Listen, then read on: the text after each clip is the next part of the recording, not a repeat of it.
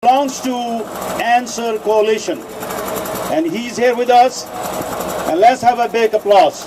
Thank you. Brothers and sisters, we stand in unconditional solidarity with the people of Bahrain as they struggle against their government for freedom, for justice, and for liberation. And we will continue to struggle alongside the people of Bahrain and everybody here unconditionally until the people of Bahrain are free from the yoke of the monarchy and from the oppression of the Saudi monarchy as well.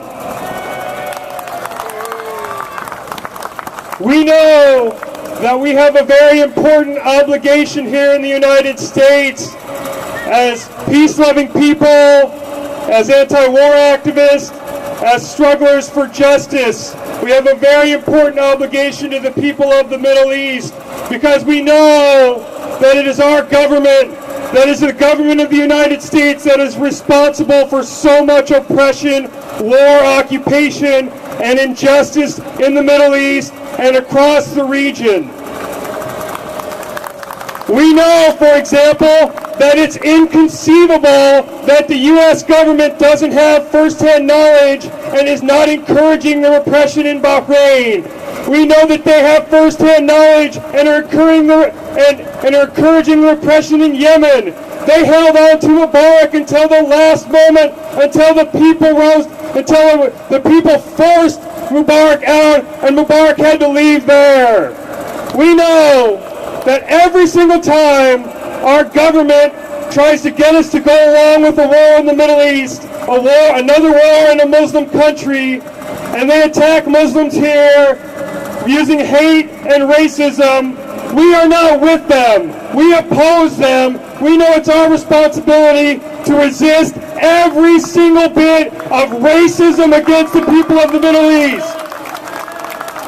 And when they try to get us to go along with their wars using racist demonization of leaders of countries in the Middle East, we say no to that too. When they say to us, we have to go to war in Afghanistan, or we have to drop bombs out of unmanned drones on the people of Pakistan because we're dropping them on terrorists, we say to them, that's a lie. We know where the terrorists are. The terrorists are not in Pakistan or Afghanistan or Iran. The terrorists are in Israel. The terrorists are in Saudi Arabia. And the terrorists, sisters and brothers, the biggest terrorists in the world to us is U.S. anti-war activists. They're in the Pentagon and they're in Washington. They're the ones selling the bombs, launching the missiles. And if we want to end the war, we know we have to struggle shoulder to shoulder with the people of the Middle East and resist the campaigns of our government against them. We will not be free until the people of the Middle East are free. We will not be free until the people of every single targeted country that the United States, Britain, and France seek to dominate are free. We will not be free here as long as our money is spent on oppression and war and occupation worldwide. Because that money, sisters and brothers, we want that money. It's our money. We want that money for justice right here. We want that money to be used to stop racism, not encourage racism.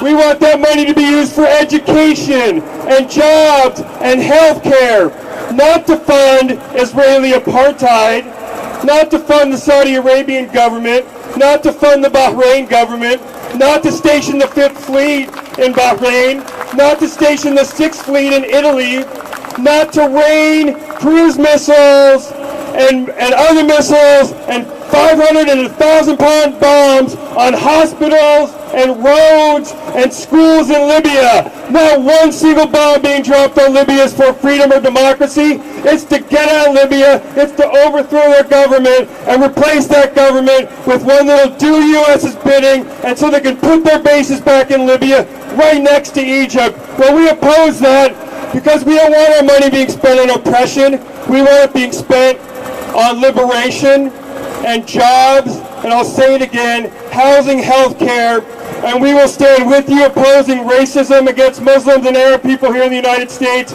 and we seek to struggle with those in the Middle East who are struggling against their oppressors in whatever way they choose to struggle against their oppressors. We are with them. We are with them until victory. We don't care how much money the U.S. uses. We don't care how much money the U.S. uses. We don't care how much the media tries to get us to go along with them.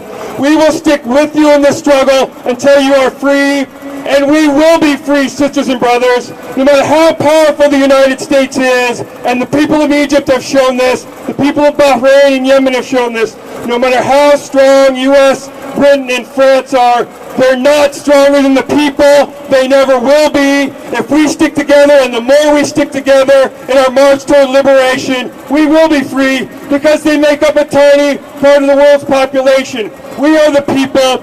Egypt showed the way. Heck, in Wisconsin they showed the way too. That's what we need to do, sisters and brothers. What we're doing here today is struggling together for what's in our common interest, a world of peace and a world where the resources of the world, including the oil of the Middle East, belongs to the people. The oil of Libya, the oil of Iraq and Iran, that's not for ExxonMobil, Washington, and the Pentagon. That's for the people, sisters and brothers. Thank you so much for allowing us to come out here and be with you today. Whatever the course of your struggle is, whatever the course of our struggle is together, we will stay with you. Let's stay strong. We are on the right side of history. We will win, and there's nothing they can do to stop us if we stick together and struggle together as a people.